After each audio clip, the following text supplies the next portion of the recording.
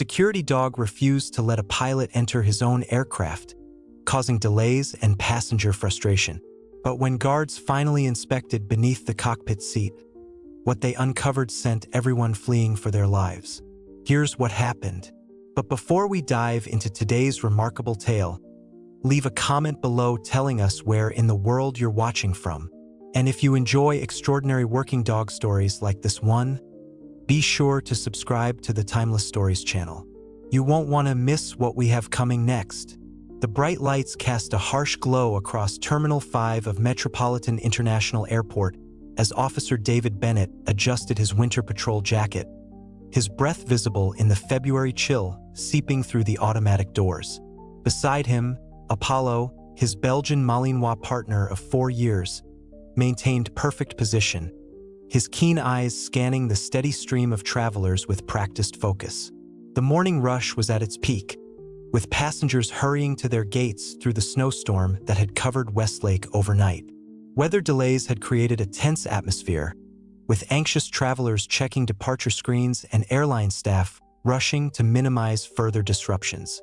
"Just another day in paradise, right, boy?" Bennett murmured, reaching down to scratch behind Apollo's ear. The Malinois leaned into his touch briefly before resuming his vigilant stance. Bennett smiled, remembering how his colleagues had nicknamed Apollo the Detective for his almost uncanny ability to assess situations. The dog never alerted without reason, a quality that had made them one of the airport's most respected security teams. They continued their patrol through the international terminal, Apollo moving gracefully between luggage and passengers. Every few minutes, he would glance up at Bennett, their years of partnership evident in the subtle communication between them. They had just passed the executive airline lounges when Apollo's behavior changed dramatically, a shift so sudden that Bennett immediately took notice. The Malinois ears pricked forward, his body tensing as his attention locked onto a pilot walking confidently through the crew security lane. Captain Thomas Reynolds, according to his visible ID badge, was heading toward the flight preparation area, his flight bag slung over one shoulder. Nothing about him appeared unusual. His uniform was spotless, his demeanor professional as he nodded to the security personnel. But Apollo's posture transformed from routine patrol to rigid alertness, a low growl rumbling in his throat, escalating rapidly to determined barking as he pulled Bennett toward the pilot. "Apollo, stay," Bennett commanded, but for the first time in their partnership, Apollo ignored the order. The Malinois positioned himself directly in the pilot's path, his barking now drawing startled looks from everyone nearby. When Captain Reynolds attempted to step around him, Apollo matched his movements, physically blocking him from proceeding further. "Control your dog, officer," Reynolds snapped, his face flushing with irritation as passengers began to stare. "I have an international flight departing in 40 minutes. I apologize for the inconvenience, Captain," Bennett said, keeping his voice measured while maintaining his grip on Apollo's leash. "But my partner doesn't react this way without cause." Reynolds' jaw tightened. "Well, your partner is mistaken. I've been flying for Global Airways for 15 years. I don't have time for this." Airport Security Supervisor Sarah Mitchell approached, her expression a careful mask of professionalism despite the scene unfolding in the busy terminal. "What's the situation, Bennett?" she asked quietly. "Apollo is alerting strongly to the captain here," Bennett explained, noting that Apollo's attention remained unwaveringly fixed on Reynolds. "I've never seen him react this intensely to airline personnel." "This is absurd," Reynolds interjected, checking his watch. "Flight 5437 to Sydney has already been delayed due to the snowstorm. I have 268 passengers waiting to board." Mitchell glanced between the barking Malinois and the increasingly agitated pilot. "Officer Bennett, you know we can't delay a flight because your dog is having an episode." Bennett felt the weight of the decision pressing on him. 4 years of working with Apollo had taught him to trust the dog's instincts implicitly. Apollo hadn't been wrong yet, not when he detected that concealed weapon last year, not when he found the smuggler with internal packages 2 months ago. I'm requesting a secondary screening for Captain Reynolds, Bennett stated firmly. Protocol allows for random additional security checks of all personnel, including flight crew. This isn't random, Reynolds snapped, his face growing redder. It's harassment. I'm calling the Airline Operations Center. As the pilot reached for his phone, Bennett noticed something that strengthened his resolve, a slight tremor in Reynolds' hand, a tightness around his eyes that hadn't been there moments before. Fear, possibly, or anger at being delayed. Either way, it wasn't the typical reaction of innocent airline employees who occasionally underwent random screening. Sir, please come with us for a quick additional check, Mitchell said, making her decision. We'll expedite the process to minimize delay to your flight. This is outrageous, Reynolds protested. But Bennett noticed how the pilot's eyes darted toward the nearest exit. Captain, this can be handled quietly, or we can make it official, Mitchell warned. Your choice. Reynolds' shoulders slumped slightly.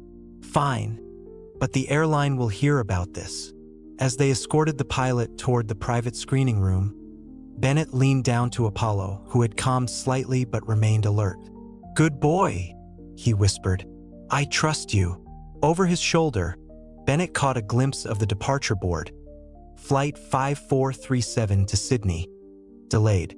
He just hoped he wasn't about to make the biggest mistake of his career or prevent the biggest disaster. The screening room was austere cream walls, a metal table, and 4 chairs under bright lights.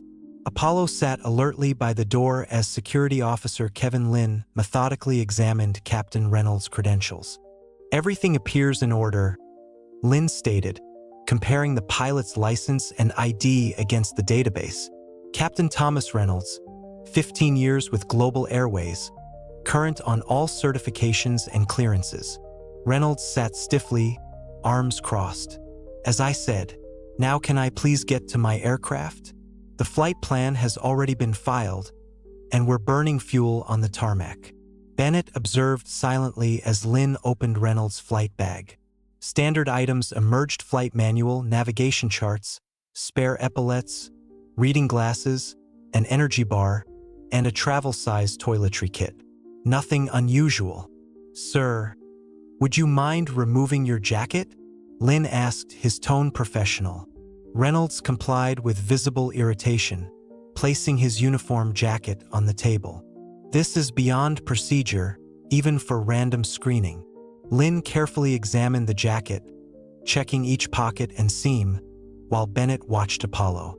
The dog's attention hadn't wavered, his eyes remained fixed on the pilot, following his every movement.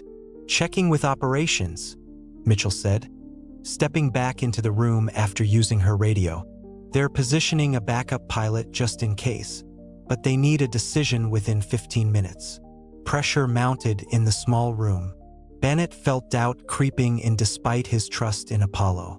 The evidence or lack thereof was making him question his decision. Look, Reynolds said, his tone softening. I understand you're doing your job. Maybe your dog smelled my cat on my clothes. I had to give her medication this morning before leaving.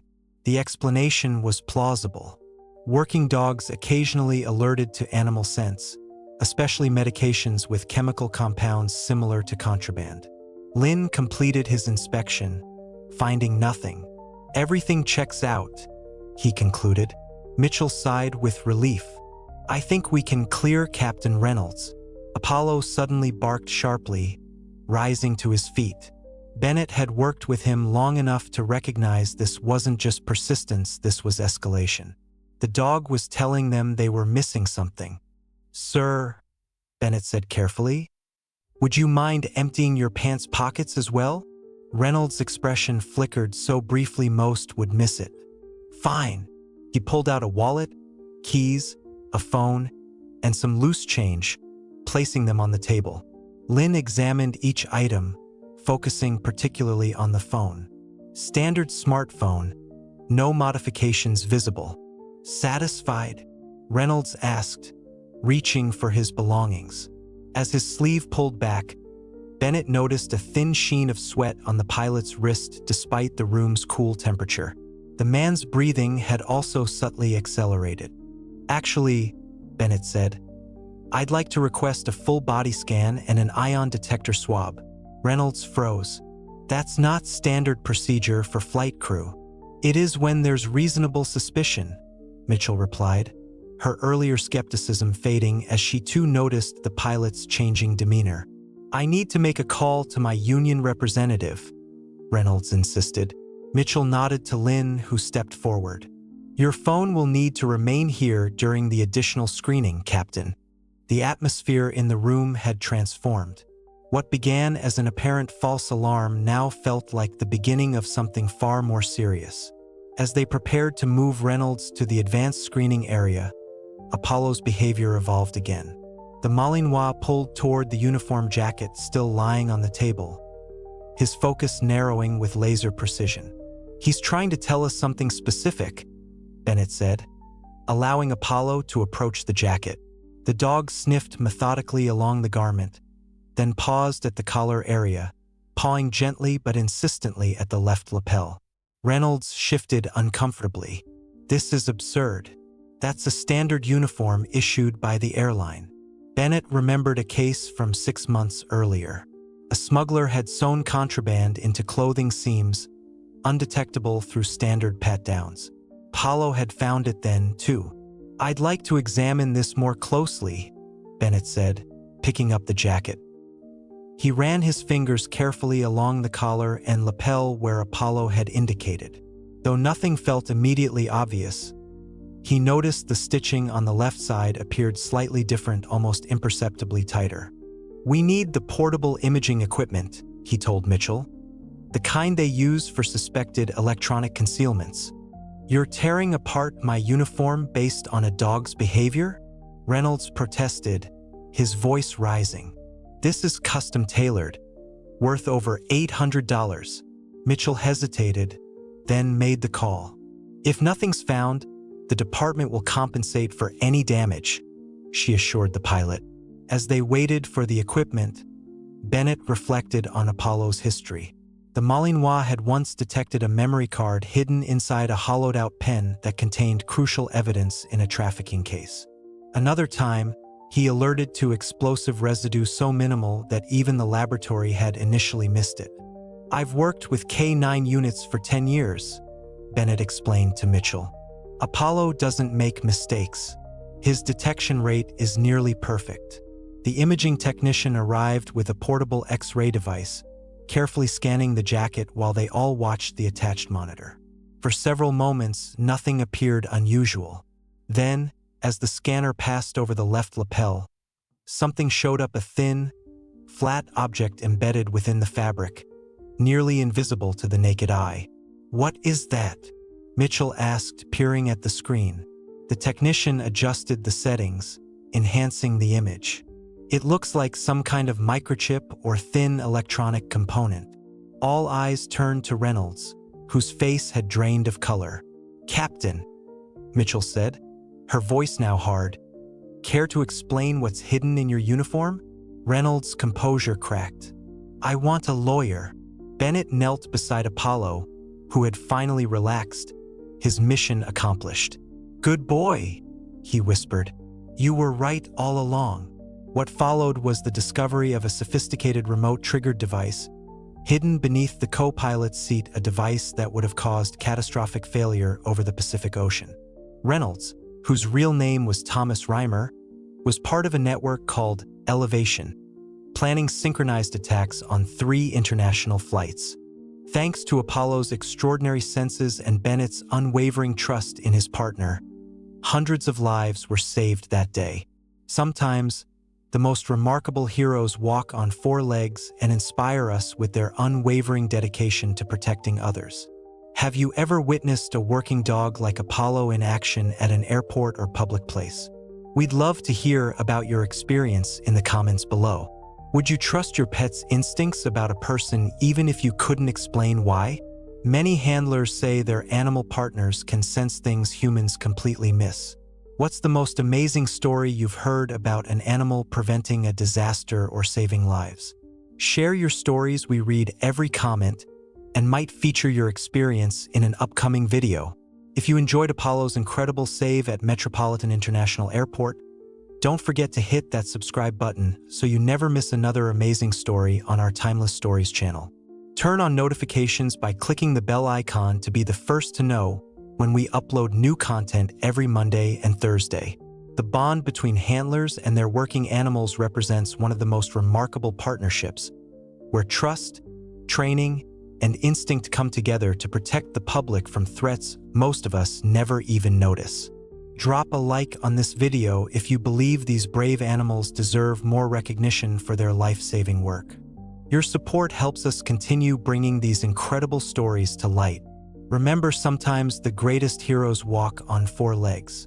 We'll see you in the next video.